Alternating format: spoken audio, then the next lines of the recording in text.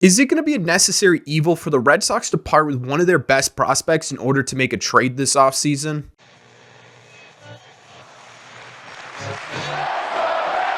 What is going on, everybody? Welcome back to Red Seat Radio. My name is Corbin, and one of the things the Red Sox have mentioned since Craig Breslow took over as CBO, aside from full throttle, which seems to be the theme of the offseason right now for Red Sox fans, is the fact that they might be looking into a big trade. Now, I don't think right now Red Sox fans really know if a big trade is coming, or honestly, I don't even know if the Red Sox know yet if a big trade is coming, but that had me thinking. The possibility of the Red Sox making a big move like this, is it going to have to include one of the Red Sox 3 best prospects, or can they get a deal done without one? That is what we are talking about in today's video, because today what we're going to break down is whether or not the Boston Red Sox really need to make a big trade, and if they do need to make a big trade, what is the likelihood that it's going to have to involve these 3 guys, and if it does, which one of these 3 prospects do the Red Sox feel most comfortable parting with? That's what we'll break it down in today's video. But before we get into that, do me a favor, make sure you guys have hit that subscribe button if you haven't already. If you're new here, we talk Red Sox content almost every single day. Also, make sure you guys have hit the like button on this video as well. Helps these videos out a ton, and it would mean a lot to me. Thank you all very much for clicking on this one. Let's get into it. Okay, so just a couple of quick clarifying points here. When I'm talking about the big 3, I'm talking about Marcelo Mayer, Kyle Teel, and Roman Anthony. These are the 3 best prospects in the Red Sox farm system. These are the guys who have put themselves head over heels above everyone else in the Red Sox farm system. These are the guys who could be your potential all-star type candidates once they make the major leagues. Some other guys in the tier below, just to get a heads up as to where I'm talking about here, are Ceddanne Rafaela, Miguel Blaze right now because he's coming back from surgery, and Nick York. So Marcelo Mayer, Roman Anthony, and Kyle Teel are the players we're talking about. When I'm talking about a big trade for the Red Sox, what I mean is a frontline, legitimate ace caliber starting pitcher. The Red Sox need that desperately, and I don't think any position player the Red Sox may or may not target is ever going to cost one of these 3 guys, but an ace caliber starting pitcher may definitely do that. Now, to figure out whether or not it's a necessity, we first need to figure out whether or not the Red Sox actually need to trade for a frontline starter, and I think that honestly has everything to do with the free agent market, right? And I know that's sort of the boring, ridiculous, of course Corbin has to do with the free agent market, but it's just simply the truth. That ace caliber potential starting pitcher is available on the open market, and this weekend we found out that the Red Sox are pretty much all in on Yamamoto. Whether they're the favorites or not, they are trying to get him. We know that they're interested in Jordan Montgomery, and we know that they're interested in Blake Snell. If they do land one of those 3 players, this outlook on the trade market shifts a little bit from, hey, we need a proven ace caliber starter in a trade, to, okay, we could take the upside rookie or the upside high control type player who hasn't really shown that he could be that ace yet, but has the potential to do that, and we could see what we can do with him, right? There's also the possibility they don't even look at the trade market. If they do well in the free agent market and they get a Yamamoto, they get a Montgomery, they get a Snell, and then they're able to fill out the rest of their rotation with sort of these secondary tier starters that are still available, there may not even be a necessity to have this conversation about whether or not the Red Sox need to trade any of these guys. The problem here, and the scenario where the Red Sox may need to trade one of these players, is if they don't do well in free agency. I think we're all sort of assuming that a free agent move is coming at some point. The Red Sox have been way too quiet this offseason after everything they've said going into the offseason,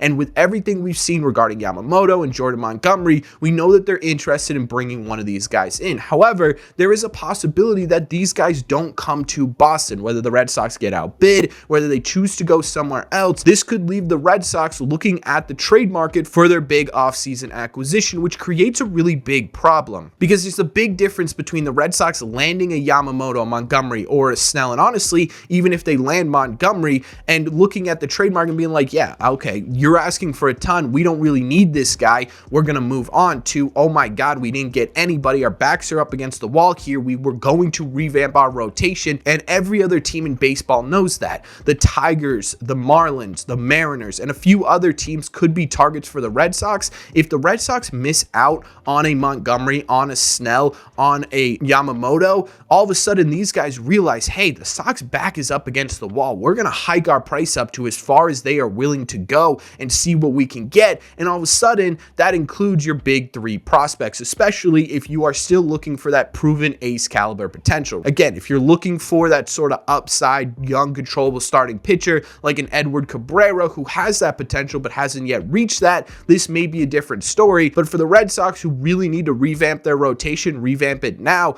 it's probably going to be a guy like Jesus Luzardo, George Kirby, Logan Gilbert, these type of players who have proven they can be very successful at the major league level. And if the Red Sox miss out on these free agents and teams know that they're desperate for a legitimate starting pitcher, that price is going to go way up. So basically what I'm saying here is if the Red Sox miss out on the big starting pitching free agents on the open market, yeah, there's a pretty high possibility that teams are going to require one of these three big names to be included in a trade. Now the question is, will the Red Sox be willing to do that? And if they are, who would they choose out of these big three as the most expendable? Who would be most likely to be traded if the Red Sox backs end up against the wall?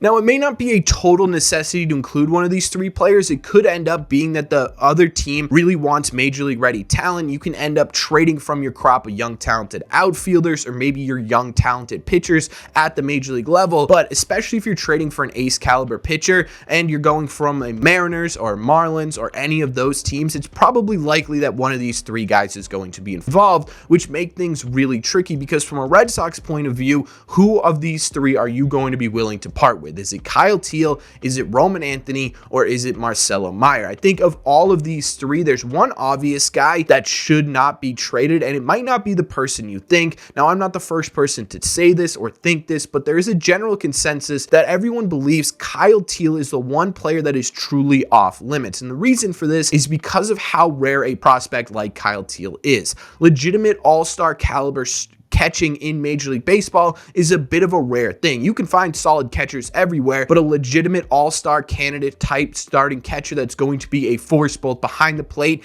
and in the batter's box is a bit of a rare find, and that's what Kyle Teel's potential ceiling looks like. Right now, Kyle Teel has very good defensive metrics. This is a guy who could be a great defensive catcher. He is really solid at the plate, maybe not a home run hitter, but a great contact type guy, and he's got some speed as well. That's a rare combination in catching prospects, which makes Kyle Teel a bit of a rarer prospect than the other two, and in my opinion makes him a bit untouchable. So I don't think of these three, if the Red Sox are willing to part with anyone, it's going to be Kyle Teel, which leaves just Roman Anthony and Marcelo Mayer. Now, Anthony had an absolutely incredible 2023 season where he basically went from a non-ranked prospect to the 35th ranked prospect in all of Major League Baseball, and that prospect ranking is only going to get better as they start updating their rankings for the 2024 season. The question with Roman Anthony and what the Red Sox have to decide is this a sell high candidate or is this someone who is absolutely not slowing down? This is a guy who emerged out of the blue and is going to be a really solid player at the big league level, or is this someone who's going to flame out a little bit, come back down to earth a little bit? You need to sell him now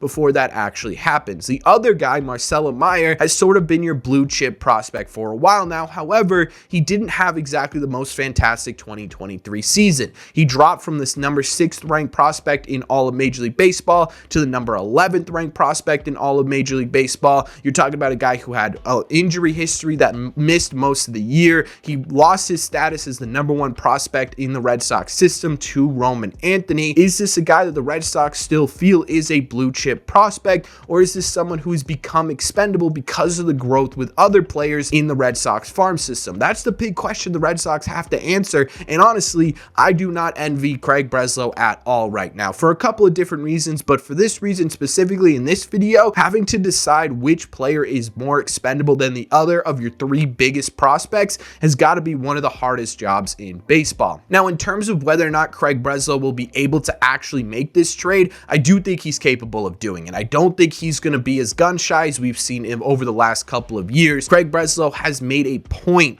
to talk about this in basically every single media session he's had so far, that, hey, I'm not afraid to make this big move. And so far, he's been correct, right? Especially in terms of trades, where his first legitimate big impactful move as the CBO of the Red Sox was to trade Alex Verdugo, a guy who is a really solid major league player, to not only just trade him away, but trade him to the New York Yankees, right? Craig Breslow, to me, strikes me as a guy who's able to back up his words and doesn't say say things without confidence. And so, in my opinion, I don't think he'd be afraid to part with one of these big three guys. I think he'll try to avoid it, like I talked about, where teams may be more interested in some major league talent. But if he has to put one of these players on the board, I think he's fully capable of doing it. If I'm Craig Breslow and I'm talking to the Tigers or the Marlins or the Mariners and they're offering their top guy, but they're saying, hey, you need to include one of these three players or we're not even going to come to the board with you, I think breaking it all down, this sucks. And I love Marcelo Mayer, and I really, really hope that the Red Sox are able to hold on to him. I think this is a guy who, if healthy, can be one of the better shortstops in Major League Baseball. He could be a very rare talent in the game, but when we're looking at everything right now, situation-wise, to me, Marcelo Mayer of these top three feels like the most expendable option. I think Roman Anthony had a fully healthy 2023 season, doesn't show signs of slowing down, and we talked about the reasons why I wouldn't personally part with Kyle Teel already, which only leaves Marcelo Mayer. And again, it sucks, and I hate making this decision, and I really hope the Red Sox are able to get around trading one of their top three prospects. But if this has to be the chip you have to play and the Red Sox want to get better, I think you could trade Marcelo Mayer and take a hit with your farm system, but not totally decimate it. And I think that might be a move that they have to do. But at the end of the day, to answer the question of this video, do the Red Sox have to trade one of their top prospects? I don't entirely know if they have to do that. The Marlins are looking for major league talent. The Mariners are looking for major league talent. There might not be a market for what you are looking for with one of these three players.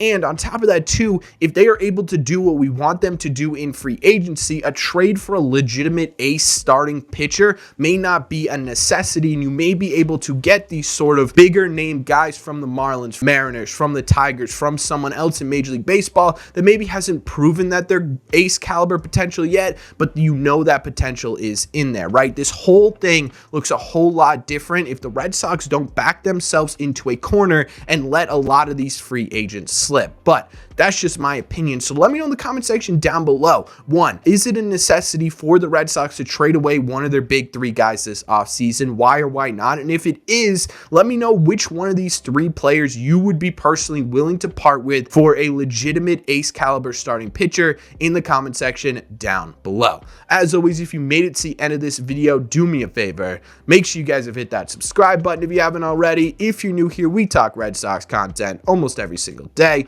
Also, make sure you guys have hit the like button on this video as well. Helps these videos out a ton, and it would mean a lot to me. Thank you all very much for clicking on this one, and I will see you in the red seats.